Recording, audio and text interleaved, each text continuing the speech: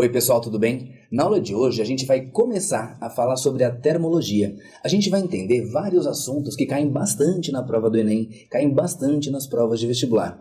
Hoje especificamente a gente vai falar sobre os conceitos de temperatura e calor. Será que tá certo dizer tô com calor num dia muito quente? Isso a gente vai responder na aula de hoje, tá certo? Bom, vamos lá, vamos começar. Pessoal, o primeiro conceito que eu quero falar com vocês é o conceito de temperatura, que a gente vai usar muito a letra T maiúscula. Às vezes, em algumas questões, aparece com a letrinha grega θ. Raramente aparece também com a letra T minúscula, mas geralmente a letra T minúscula é usada para tempo, e aí T maiúsculo ou o θ são usados para temperatura. Quando eu for resolver exercício com vocês, eu vou usar geralmente o T maiúsculo.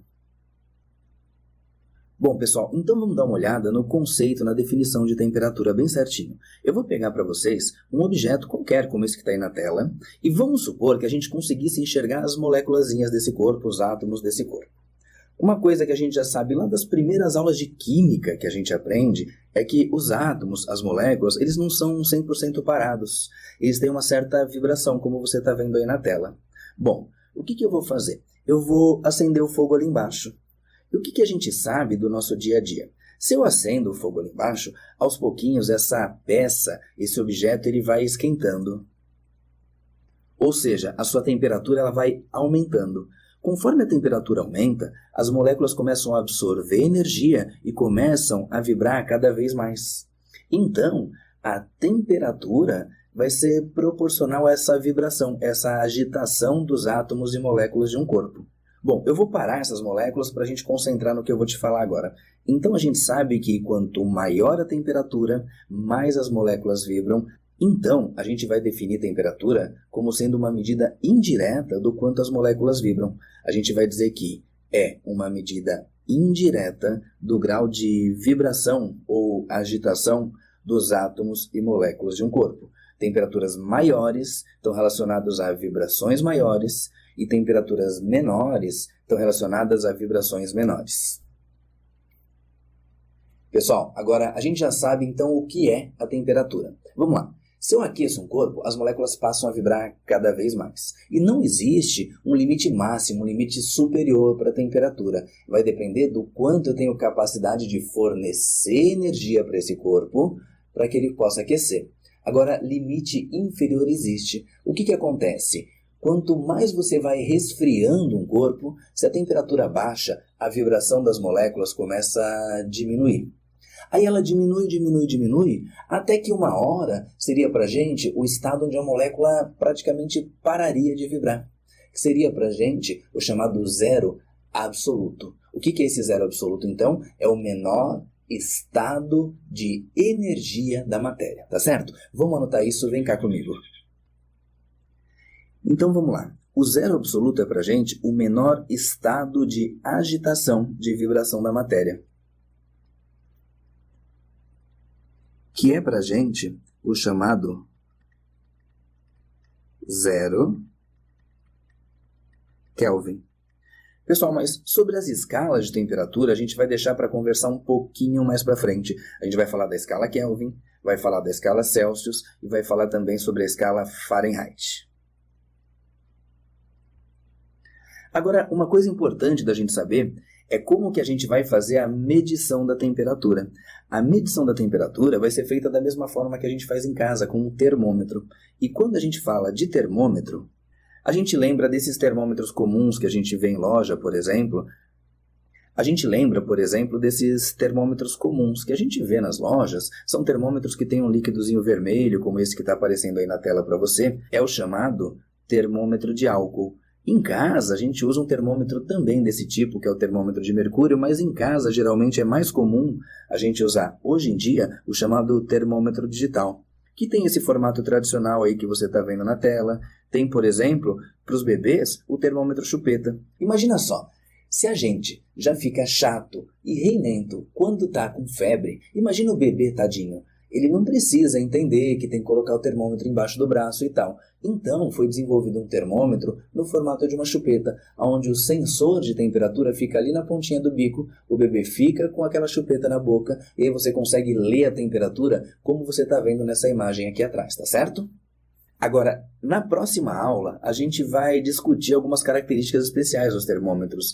Antes disso, eu quero ver com vocês um conceito fundamental que é muito cobrado em provas de vestibular, na prova do Enem. Vamos dar uma olhada no conceito de calor. Galera, o conceito de calor é um conceito muito perigoso porque no dia a dia a gente não usa ele como deve. Por exemplo, se a gente estiver num dia muito quente de verão, se você estiver na praia, se você estiver no trabalho, se você estiver num deserto, tanto faz. Num dia muito quente, quando a temperatura está muito alta, a frase que a gente mais ouve é o quê? Tô com calor. Então, é normal, a gente fala isso no dia a dia, mas fisicamente está errado. Poxa, ô Coelho, mas como é que eu vou falar? Eu vou falar então que o dia está quente, mas fisicamente falar que está com calor está errado. Por quê? Porque o calor é sempre uma energia que está indo ou vindo. Um corpo tem que estar ganhando calor ou perdendo calor. Ele nunca armazena, ele nunca estoca calor. Então o calor é sempre uma energia que está em movimento. Ah, mas o que faz o calor passar? Simples, eu tenho que ter um lado quente e um lado frio. Ou seja, para ter calor passando de um lado para o outro, eu preciso de uma diferença de temperatura. E só isso.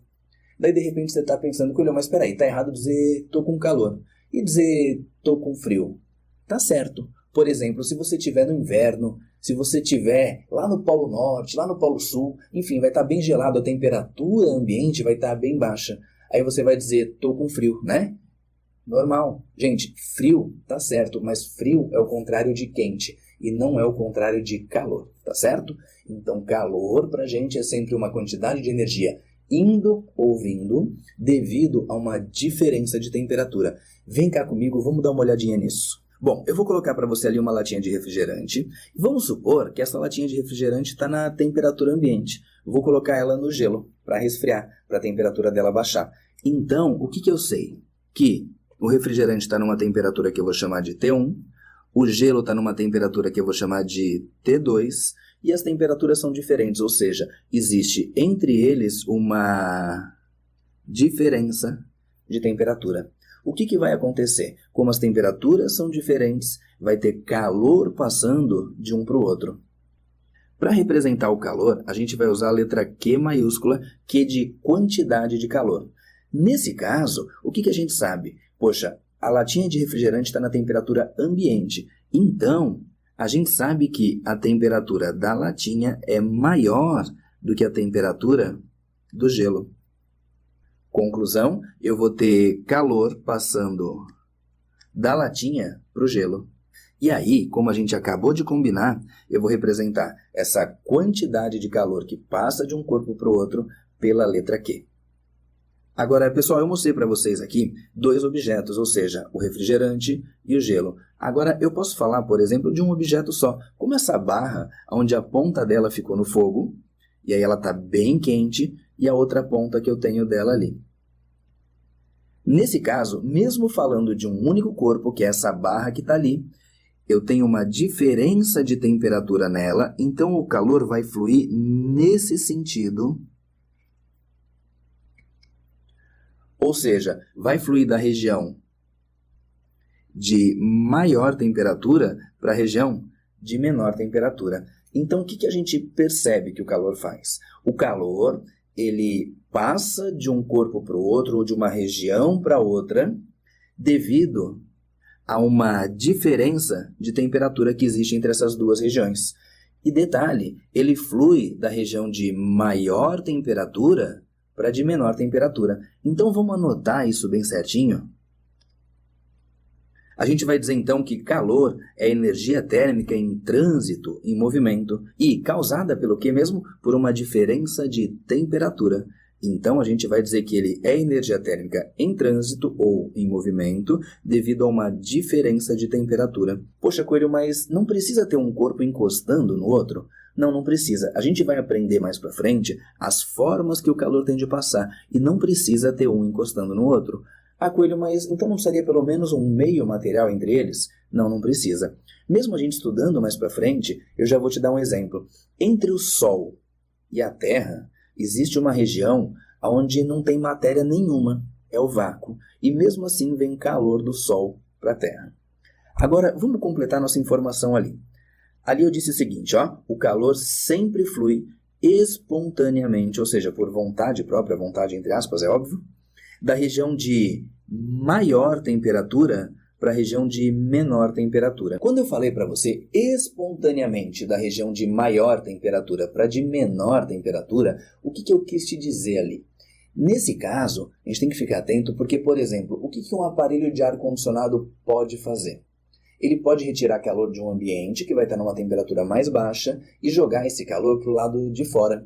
A geladeira na tua casa faz exatamente a mesma coisa. Ela retira calor de dentro, que é onde a temperatura está mais baixa, e joga para o lado de fora. Mas aí é um processo forçado, não é um processo natural, certo? Então a gente vai dizer, por enquanto, a gente vai concentrar nessa parte. Mais para frente a gente fala sobre o funcionamento da geladeira, do ar-condicionado. Então, por enquanto, a gente vai dizer que o calor flui espontaneamente da região de maior temperatura para de menor, tá bom? Vamos lá, vamos continuar? Pessoal, agora vamos falar um pouquinho sobre o conceito de equilíbrio térmico. Eu vou colocar ali para você uma xícara de café, que pela imagem dá para a gente ter a ideia que esse café está bem quente. Bom, eu vou anotar para você aqui o seguinte, que aqui eu tenho a temperatura do café e que aqui eu tenho a chamada temperatura ambiente.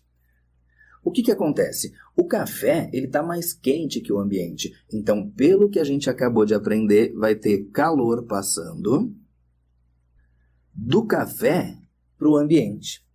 Aí o que vai acontecer?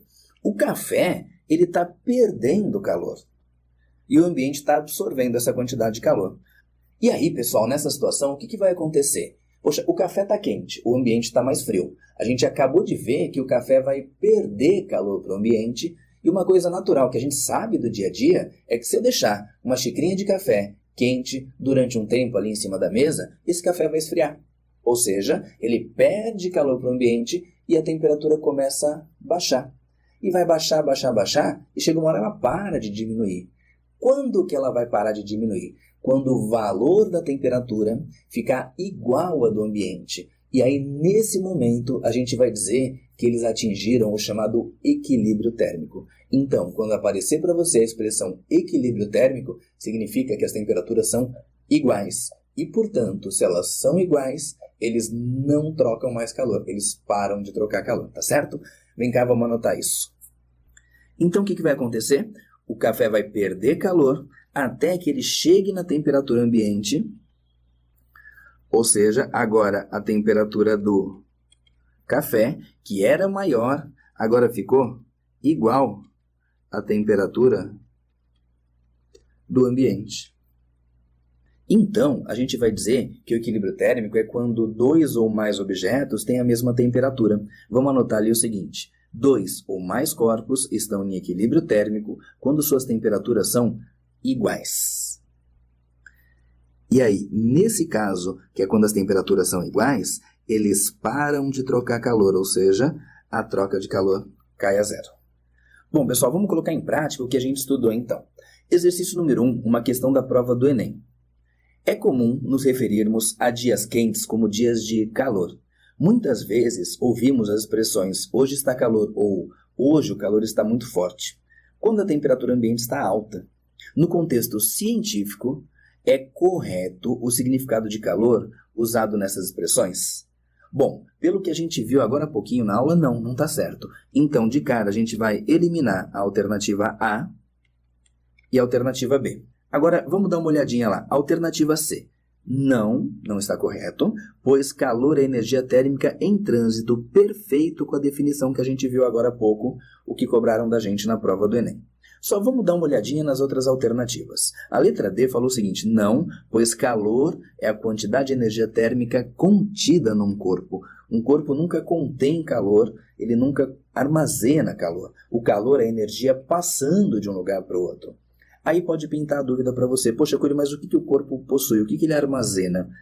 A energia que o corpo possui é chamada de energia interna, a energia de vibração das moléculas. E a letra E diz que aquele conceito não está correto, pois o calor é diretamente proporcional à temperatura, mas são conceitos diferentes. Bom, realmente são conceitos diferentes. E a gente não pode dizer que o calor é proporcional à temperatura. A gente vai aprender mais para frente que a quantidade de calor que passa é proporcional a uma diferença de temperatura, mas aí são situações que a gente vai deixar para analisar em outra aula. Então a nossa resposta é a letra C. Exercício número 2. No senso comum, as grandezas físicas calor e temperatura geralmente são interpretadas de forma equivocada. Diante disso, a linguagem científica está corretamente empregada em: letra A. Hoje, o dia está fazendo calor. Está errado. Lembra que calor é a energia em trânsito, a energia passando de uma região para outra, causada por uma diferença de temperatura. Letra B. O calor está fluindo do fogo para a panela. Bom, o fogo certamente vai estar mais quente do que a panela. Então, o item B está correto. Agora, vamos dar uma olhadinha nas outras alternativas. Letra C. A temperatura está alta, por isso estou com muito calor. Lembra que ninguém está, ninguém possui, ninguém armazena calor, né? Calor é sempre energia passando, fluindo, indo ou vindo. Letra D. O gelo está transmitindo temperatura para a água no copo.